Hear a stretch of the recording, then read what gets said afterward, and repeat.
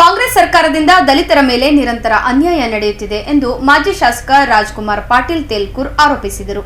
ಈ ಕುರಿತು ನಗರದಲ್ಲಿ ಸುದ್ದಿಗೋಷ್ಠಿ ನಡೆಸಿ ಮಾತನಾಡಿದ ಅವರು, ಕಾಂಗ್ರೆಸ್ ಸರ್ಕಾರವು ಉಳ್ಳವರ ಪರವಾಗಿದೆ. ಅತ್ಯಂತ ಹಿಂದುಳಿದಂತಹ ದಲಿತ ಸಮುದಾಯಕ್ಕೆ ನ್ಯಾಯ ಕೊಡಿಸುವಂತಹ ಕೆಲಸ ಸರ್ಕಾರದಿಂದ ನಡೆಯುತ್ತಿಲ್ಲ. ಸಮುದಾಯಕ್ಕೆ ಮೀಸಲಿಡಲಾದ ಭೂಮಿಯನ್ನು ಕಾಂಗ್ರೆಸ್ ಸರ್ಕಾರ ಮಂಜೂರು ಮಾಡಲು ಆಸಕ್ತಿ ತೋರುತ್ತಿಲ್ಲ. ಉದಾಹರಣೆಗೆ ಕಲಬುರಗಿಯಲ್ಲಿ ಖರ್ಗೆ ಕುಟುಂಬಕ್ಕೆ ಭೂಮಿಯನ್ನು ನೀಡುವ ಉದ್ದೇಶದಿಂದ ಯಾವುದೇ ನೋಟಿಫಿಕೇಶನ್ ಕರೆಯದೆ ಅಲ್ಪಾವಧಿಯಲ್ಲಿ ಗೌಪ್ಯವಾಗಿ ಭೂಮಿಯನ್ನು ಮಂಜೂರು ಮಾಡಲಾಗುತ್ತಿದೆ ಎಂದು ದೂರಿದರು. ಕರ್ನಾಟಕ ರಾಜ್ಯದಲ್ಲಿ ಕಾಂಗ್ರೆಸ್ ಸರ್ಕಾರದಿಂದ ನಿರಂತರವಾಗಿ ದಲಿತರಿಗೆ ಅನ್ಯಾಯವನ್ನು ಮಾಡ್ತಾ ಇರ್ತಕ್ಕಂಥದ್ದು ನೀವೆಲ್ಲ ನೋಡಿದೆ. ನಿರಂತರವಾಗಿ ದಲಿತರ ಮೇಲೆ ಅನ್ಯಾಯಗಳು ನಡೀತಾ ಇದೆ. ಕಾಂಗ್ರೆಸ್ ಸರ್ಕಾರದಲ್ಲಿ ಉಳ್ಳವರು ಮಾತ್ರ ದಲಿತರಿಗೆ ಲಾಭವನ್ನು ಮಾಡಿಕೊಡುವಂಥ ಕೆಲಸ ನಡೀತಾ ಇದೆ. ಯಾರು ನಿಜವಾಗಿ ಹಿಂದುಳಿದಿರ್ತಕ್ಕಂಥ ದಲಿತರಿದ್ದಾರೆ ಅವರಿಗೆ ನ್ಯಾಯವನ್ನು ಕೊಡ್ತಕ್ಕಂಥ ಕೆಲಸ ಈ ಸರ್ಕಾರದಿಂದ ನಡೀತಾ ಇಲ್ಲ. ಹೀಗೆ ಹೊಸ ಪ್ರಕರಣ ಅಂತ ಕೇಳಿದರೆ, ಕರ್ನಾಟಕ ರಾಜ್ಯದಲ್ಲಿ 12 ಜಿಲ್ಲೆಗಳಲ್ಲಿ ಸುಮಾರು 377 ಎಕರೆಗೂ ಹೆಚ್ಚು ಜಮೀನು KIDBಯಿಂದ ದಲಿತ ಸಮುದಾಯಕ್ಕೆ ಹಂಚಿಕೆಗಾಗಿ ಮೀಸಲಿಟ್ಟಿದೆ. ಆದರೆ ಕಾಂಗ್ರೆಸ್ ಸರ್ಕಾರ ಅದನ್ನು ಹಂಚಿಕೆ ಮಾಡಲಿಕ್ಕೆ ಯಾವುದೇ ರೀತಿಯ ತರಾತುರಿಯನ್ನು ತೋರಿಸದೆ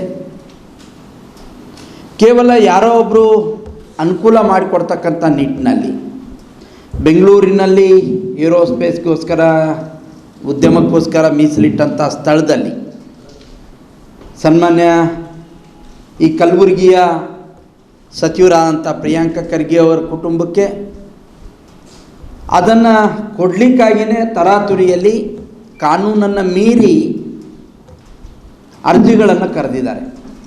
ಯಾವುದೇ ಅರ್ಜಿಯನ್ನು ಕರಿಬೇಕಾದ್ರೆ ಕನಿಷ್ಠ 30 ದಿವಸಗಳ ಕಾಲ ಅದನ್ನು ನೋಟಿಸ್ ಕೊಡಬೇಕು.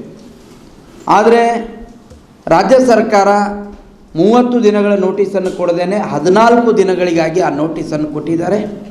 ಆ ನೋಟಿಸ್ ಕೂಡ ಎಲ್ಲೂ ಕೂಡ ಬಹಿರಂಗ ಆಗಿಲ್ಲ. ಅದನ್ನು ಗೌಪ್ಯವಾಗಿಟ್ಟಿರ್ತಕ್ಕಂಥದ್ದು.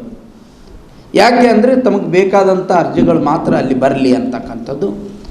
14ನೇ ದಿವಸಕ್ಕೆ ಬಂದಂಥ ಅರ್ಜಿಗಳನ್ನು 15ನೇ ದಿವಸಕ್ಕೆ ಪರಿಶೀಲನೆ ಮಾಡಿ 16ನೇ ದಿವಸಕ್ಕೆ MB ಪಾಟೀಲ್ ನೇತೃತ್ವದ ಕಮಿಟಿ, ಸಿಂಗಲ್ ವಿಂಡೋ ಕಮಿಟಿ ಸಭೆ ಸೇರಿಬಿಟ್ಟು ಆ ಜಾಗವನ್ನು ಖರ್ಗೆ ಅವರ ಕುಟುಂಬಕ್ಕೆ ಮೀಸಲಾಗಿ ಕೊಟ್ಬಿಡ್ತಾರೆ. ನಾವು ಕೇಳ್ತಾ ಇದ್ದೀವಿ, ಪ್ರಿಯಾಂಕ ಖರ್ಗೆ ಅವ್ರು ಕೇಳಿದ್ದಾರೆ, ಯಾಕೆ ನಾವು ಮಾಡಬಾರ್ದಾ ಅಂತ. ನಿಮ್ಮನ್ನು ಯಾರೂ ಮಾಡಬಾರ್ದು, ತಡೆ ಹಿಡಿಬೇಕು ಅಂತ ಯಾರೂ ಹೇಳಿಲ್ಲ ಸ್ವಾಮಿ. ಒಂದು ಟ್ರಸ್ಟ್ನಲ್ಲಿ ಯಾವ ಪ್ರಭಾವ ಬೀರ್ತಕ್ಕಂಥ ವ್ಯಕ್ತಿಗಳು ಇರಬಾರ್ದು ಅಂತಕ್ಕಂಥದ್ದು. ನೀವು ಒಬ್ಬ ಮಂತ್ರಿಗಳಾಗಿ ಆ ಟ್ರಸ್ಟ್ನಲ್ಲಿ ಇಟ್ಕೊಂಡು ನೀವು ನಿಮ್ಮದೇ ಸರ್ಕಾರದಿಂದ ಹಂಚಿಕೆ ಮಾಡಲಿಕ್ಕೆ ನಿಮ್ಮ ಒಂದು ಪ್ರಭಾವ ಅಲ್ಲಿ ಬೀರಿದೆ ಅಂತಕ್ಕಂಥದ್ದು ಮೊದಲನೇ ನಮ್ಮ ಆಪಾದನೆ ಇದೆ. ಅದಕ್ಕೆ ನೀವು ಉತ್ತರವಾಗಿ ಕೊಡಿ. ನಾವೇನಾದರೂ ಕೇಳಿದರೆ ಅದಕ್ಕೆ ಬೇರೆ ರೀತಿಯ ಉತ್ತರಗಳು ಅವ್ರ ಕಡೆಯಿಂದ ಬರ್ತಾ ಇದೆ. ಒಂದು ಸರ್ಕಾರ ಇಲ್ಲಿ ಲೋಪ ಮಾಡಿದೆ ಮತ್ತು ವಾಣಿಜ್ಯ ಉದ್ದೇಶಕ್ಕಾಗಿ ಮೀಸಲಿಟ್ಟಂಥ ನಿವೇಶನ ಹಂಚಿಕೆ ಮಾಡಬೇಕಾದ್ರೆ ಒಂದು ನಿಯಮ ಇದೆ. ಯಾವ ನಿವೇಶನ ಅಲ್ಲಿರುವಂಥ ಮೂಲ ದರದ 2 ಪಟ್ಟು ಹಣವನ್ನು ಅದಕ್ಕೆ ಮೀಸಲಿಟ್ಟು ಅದನ್ನು ಆಕ್ಷನ್ ಕರಿಬೇಕು. ಓಪನ್ ಆಕ್ಷನ್ ಕರೆದು ಯಾರು ಜಾಸ್ತಿ ಬಿಡ್ ಮಾಡ್ತಾರೋ ಅವರಿಗೆ ಆ ಜಾಗವನ್ನು ಕೊಡಬೇಕು ಅಂತಕ್ಕಂಥದ್ದಿದೆ. ಇಲ್ಲೂ ಕೂಡ ಲೋಪವಾಗಿರ್ತಕ್ಕಂಥದ್ದನ್ನು ನಾವು ನೋಡ್ತಾ ಇದ್ದೀವಿ. ಹಾಗಾಗಿ ಕಾಂಗ್ರೆಸ್ ಸರ್ಕಾರ ತಮ್ಮ ಮಂತ್ರಿಗಳಿಗೆ, ಪ್ರಭಾವಿ ದಲಿತ ಮುಖಂಡರುಗಳಿಗೆ ಅನುಕೂಲ ಮಾಡ್ತಕ್ಕಂಥ ಕೆಲಸ ಮಾಡ್ತಾ ಇದೆ ಬಿಟ್ಟರೆ, ಇಲ್ಲಿವರೆಗೂ ಯಾರು ನಿಜವಾಗಿ ದೀನ ದಲಿತರು ಇನ್ನೂ ದಲಿತ ಬಸ್ತಿಗಳಲ್ಲಿ ವಾಸ ಮಾಡ್ತಾ ಇದ್ದಾರೆ ಅವರಿಗೆ ಅನುಕೂಲ ಮಾಡ್ತಕ್ಕಂಥ ಕೆಲಸಗಳನ್ನು ಮಾಡ್ತಾ ಇಲ್ಲ. ಅವರಿಗಾಗಿ ಮೀಸಲಿಟ್ಟಂಥ ಎಲ್ಲ ಹಣವನ್ನು ಗ್ಯಾರಂಟಿಗಾಗಿ ಉಪಯೋಗಿಸ್ಕೊಳ್ತಕ್ಕಂಥ ಕೆಲಸ ಇವತ್ತು ಕಾಂಗ್ರೆಸ್ ಸರ್ಕಾರ ಮಾಡಿದೆ.